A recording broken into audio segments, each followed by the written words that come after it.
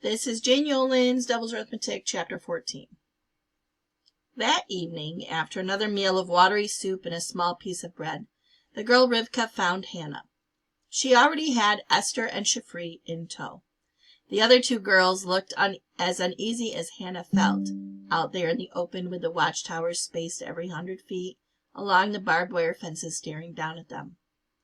"Do not be afraid," Rivka said quickly. "We have little to fear in the night. Any choosing is done during the day. They do not run the gas at night. They let us out for an hour each evening for enforced recreation. If you are alive now, this minute, it is enough." "What do you mean it is enough?" Esther said, her voice rising in pitch. "My father is missing. My grandmother died in the train. I cannot find any of my aunts. Yenta and Rachel are gone." Rivka shook her head sadly.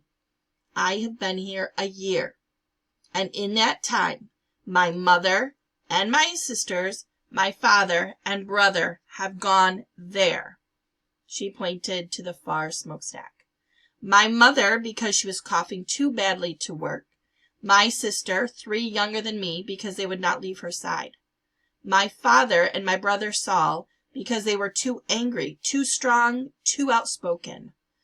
Now my brother Wolf is left, but he is under commando, one of the walking dead. He might as well be with them. We all have such stories. It is a brutal arithmetic. But I am alive. You are alive. As long as we breathe, we can see and hear. And as long as we remember, all those gone before us are alive." Esther started to turn away, but Rivka caught her arm. "Listen to me, please. You must listen if you wish to stay alive. I know the things that you need to know in this place. There is the Malach Hamavis, the angel of death, hovering overhead. But we can fool them if we follow the rules." "Who are you to tell us anything?" Shifri asked. "What makes you an authority?" "This is my authority," Rivka said sternly, holding up her arm so that the number showed. J18202. J, because I am, like you, a Jew. The 1 is for me because I am alone. The 8 is for my family because there were 8 of us when we lived in our village. And the 2 because all that is left now, me and Wolf, who believes himself to be a 0. But I love him no matter what he is forced to do. And when we are free and this is over, we will be 2 again. God will allow it." "God is not here," Hannah said. "The Badchin was right. This is the devil's place." "God made the devil, so the God is here too," Rivka said. "Pooh, a man's game," Shifri said. Rivka smiled. "I play the man's game. I play the devil's game. I play God's game, and so I stay alive. Alive, I can help you. Dead, I am no help to you at all." Without meaning to, Hannah smiled back. "Good," Rivka said, nodding. "If you smile, you will stay alive." "Then tell us, Rivka, about all these rules," Hannah said. "First, you may call me Rivka, and I may call you by your names. But remember my number as you remember your own. You must learn to read the numbers as you would a name. There are good numbers and bad numbers." "What do you mean?" Shifri asked. Esther walked away from them, shaking her head and humming loudly as if to drown out the sound of Rivka's voice. "Esther!" Shifri called. "Leave her," said Rivka. "Leave her. Sometimes people get like that. They stop listening. They stop seeing. It's as if they decide that life is not worth fighting for. We call them Muslimin. It is sad, very sad. I will be sorry if your friend chooses that, but if she does, I will let her, and you must let her as well." Shifri nodded. "I understand." "I don't," Hannah said. "You can't just let her go." "You will have to," Rivka said. "It is one of the hard things that you must do to stay alive. To let people go. To know when to fight and when not to. To know when to talk to and who to talk to and who to avoid. Listen. Never stand next to someone with a G in her number. She is a Greek. And Greeks do not speak Yiddish and do not understand German. Greek Jews disappear quickly. Will they become these Muslimin? Shifri asked. They become gone, Rivka answered, because they do not understand commands fast enough, and they do not react fast enough. Anyone staying next to them may be gone with them. They are sent off to Lilith's cave alongside a Greek. And here's another rule.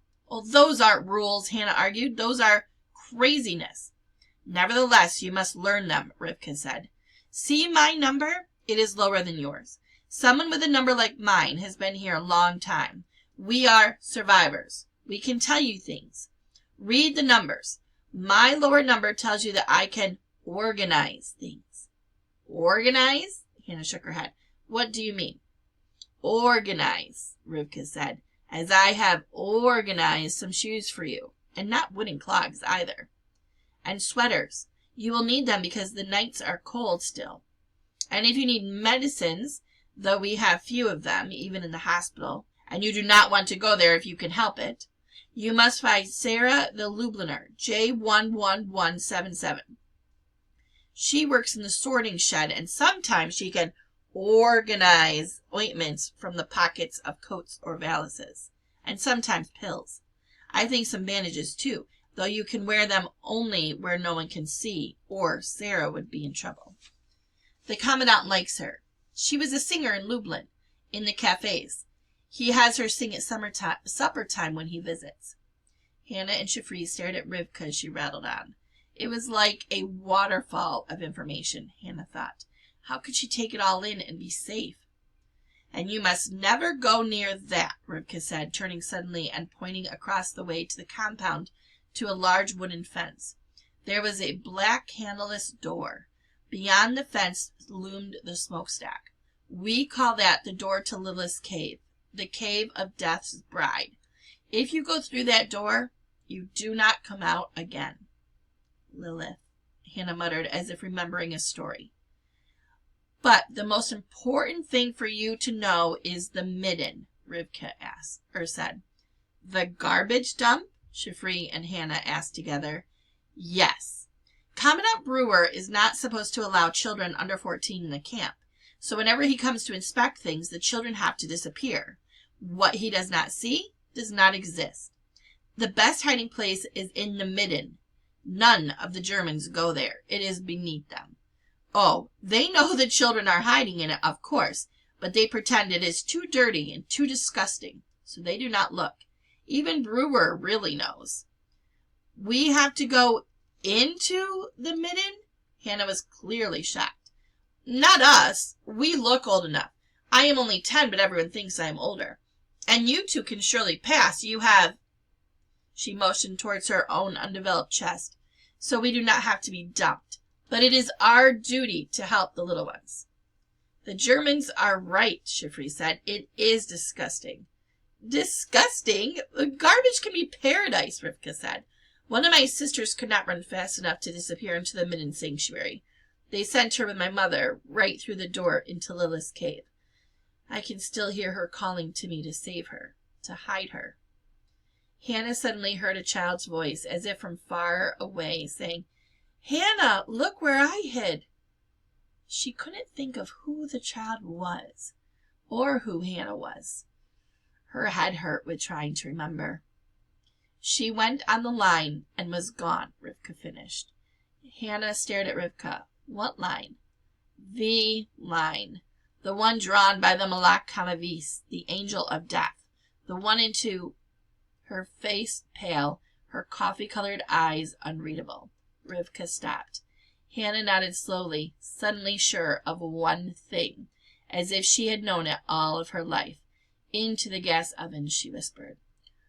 Oh, Chaya, not another one of your stories, Shifri said, her eyes wide and full of fear. Rivka led them to her own barracks, 3 buildings away from the place where the Zuganji were housed. There were names carved on the bunks and magazine advertisements stuck into nails in the walls, as if the women had tried to personalize this place. But it did not help. These barracks were as starkly unwelcoming as theirs. From under her sleeping shelf, Rivka pulled out a pile of shoes. Quickly, she sorted through them until she found 3 pair, 2 of which matched exactly, and a third that was at least the same size and style, though one shoe was dark maroon and the other one brown. The shoes were badly scuffed and worn through at the toes, but wearable. I hope these fit, or at least are close enough. Well, why don't they give us back our own shoes? Hannah asked. Because the good shoes get sent to Germany, Rivka said. But one does not ask why here.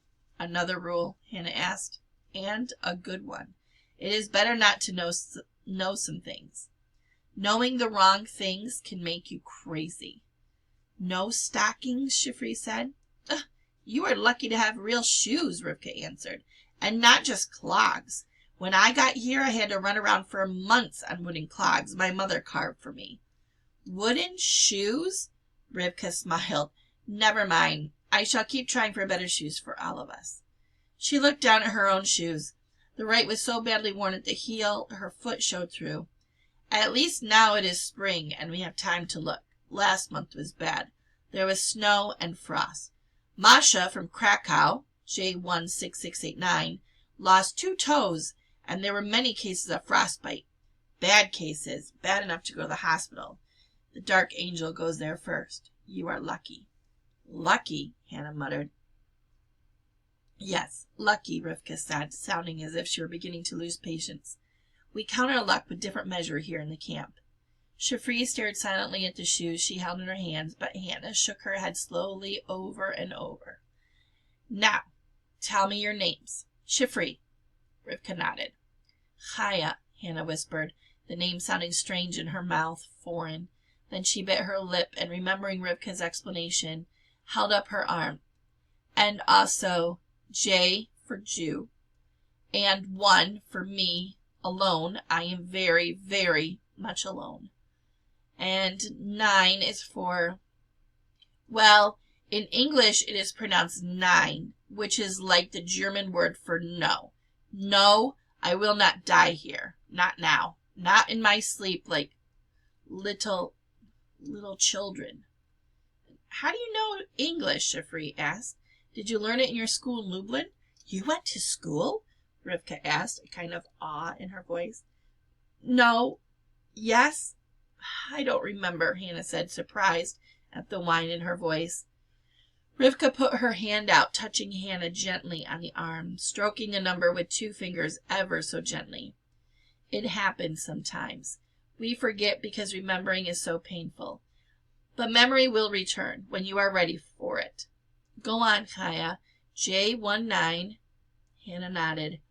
J197. 7 is for each and every day of the week I stay alive. 1 day at a time. Then 2 for Gittel and Shmuel, who are here in this place too. Her aunt and uncle, Shifri added. She's living with them. Well, was living with them.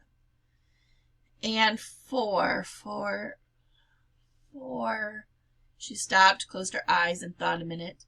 4 was such a comforting number, a familiar number, a family number. She wasn't sure why. And 4 is for my family, I think. I almost remember them. If I close my eyes, they are there, hovering within sight. But when I open my eyes, they are gone. It happens, Rivka said. Her parents died of cholera in Lublin. It was a great tragedy. Tante Gittel said, Shifri volunteered, but maybe, she looked around the barracks, maybe it was a great blessing. No, Hannah said suddenly. No, not them. Not in Lublin. Not those parents. At least, not exactly. This time it was Shifri who put her hand on Hannah's arm, though she spoke to Rivka. Do not mind her ramblings. She was terribly sick before she came to live with Gittel and Shmuel. Once the doctors thought she had died, but they brought her back. She was in the hospital for weeks. She says odd things. And 1, Hannah continued, as if she'd never been interrupted, because I am all alone, here, in this place, in this time, she ended triumphantly, though part of her wondered what she had meant. Chaya says she will live, Rivka said to Shifri. Wherever else in her mind may wander, she has said it. I hope she means it. And now, Chiffrey, tell me your number in the same way. It'll help us both remember. After that, we will find your other friend. Esther? But you said she was hopeless. Esther. Well, she's not a Mussulman yet. There is still hope for her. But if she does not get her shoes and sweater and a lesson in camp manners, she will not be long for this world, I tell you. But they could not find Esther in the short hour before they were herded back into the barracks. Chiffrey took her matched shoes for her and Hannah the sweater, and they entered the Zuganji barracks with the others for the first long night in camp. Hannah slipped uneasily into sleep with the sounds of 70 women around her. Some of them were noisy sleepers, punctuating their dreams with snores. 1 or 2 cried out sharply in their sleep, and one woman wept throughout the night, low, horrible sobs that rose in pitch until someone got up and comforted her. Then she would begin her sobbing again, slowly gathering volume and strength. Hannah's dreams were filled with the sobs, but in the dreams they were cries of joy. She dreamed that she was in a schoolyard where girls in blue dresses and blue pants with brightly colored sweaters hooked arms and laughed, shutting her out from their group. And when she spoke, she was crying. Her upper arms, which had served as her pillow, were wet. The sweaters that she had used for blanket had slipped to the floor. She could not remember the dream.